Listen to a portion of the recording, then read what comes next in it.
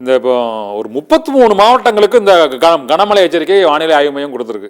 ஒரு 5 மாவட்டங்களுக்கு தான் மழை பெய்யாதுன்னு சொல்லியிருக்கு. அது அந்த 5 மாவட்டம் என்ன சார்?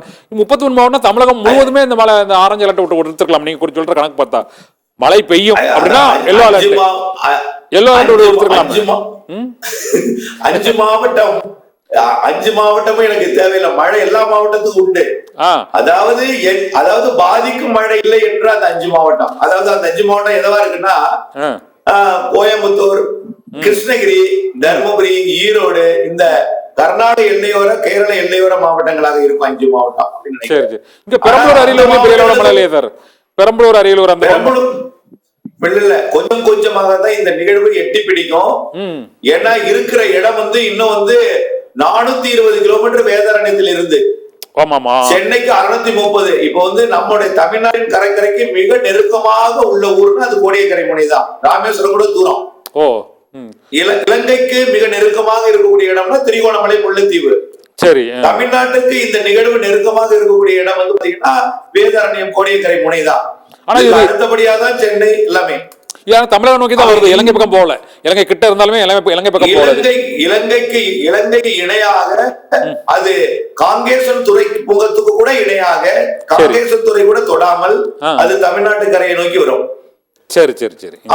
இலங்கை கரை கடப்பதாக இருந்தால் அது ஒரு தாழ்வு பகுதியாகவோ அல்லது சாதாரண ஒரு நிகழ்வா இருந்தாலும் இலங்கை கரை கடக்கும். அதுக்கு பூஸ்ட் கிடைச்சிருச்சு. அதாவது கடல் நீரோட்டத்தில் இணைந்து அதுக்கு ஒரு தெம்பு கிடைச்சிருச்சு. தெம்பானதுனாலதான் இப்ப தாழ்வு மண்டலமா ஆழ்ந்த மண்டலமா மாறி இருக்கு. இப்ப இதற்கு மேலேயும் அதுக்கு பூஸ்ட் கிடைக்கிறதுக்கு அந்த இடத்துல நீரோட்டம் சாதகமா இருக்கிறதுனால அது புறா மாறும்னு சொல்லியிருக்காங்க. அதுக்கப்புறம் தமிழ்நாட்டு கரைக்கு நெருங்கும் பொழுது அந்த நிகழ்வானது அந்த நீரோட்டத்திலிருந்து விடுபட்டவுடன் செயலிழக்க தொடங்கும். அதாவது பெரிய புயலா மாறாது நிச்சயமா. இந்த 85 கிலோமீட்டர் வேகம் கொண்ட இந்த பிஞ்சால் புயலாக மாறி அது வட தமிழ்நாட்டு கரையை நோக்கி தான் வரும். டெல்டாவிற்கு அருகே வரும் பொழுது மழை அதிகமாக இருக்கும். அது 28ஆம் தேதி, 27, 28 அதிகமாக நாளை மறுதினம்.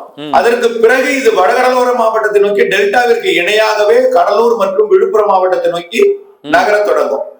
பிறகு அது சென்னைக்கு முன்பே அது புதுச்சேரிக்கும் சென்னைக்கும் இடைப்பட்ட போதில அது மாமல்லபுரமோ அல்லது மரக்காணம் பகுதி வழியாகவோ கரை கடக்க முற்படும்.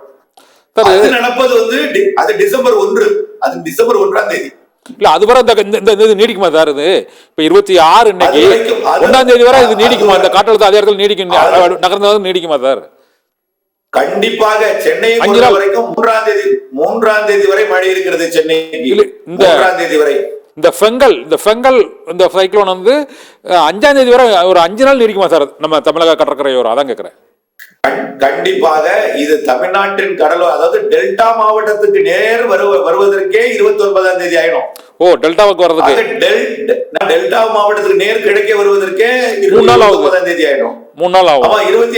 3 நாள் ஆகும். இதை தாண்டி சாதாரண நாகப்பட்டினத்திற்கும் விழுப்புரத்துக்கும் இடைப்பட்ட அந்த கடலோர தூரமே ரொம்ப குறைவா. அதுலயே அதுக்கே ஒரு நாள் பயணிக்கும்.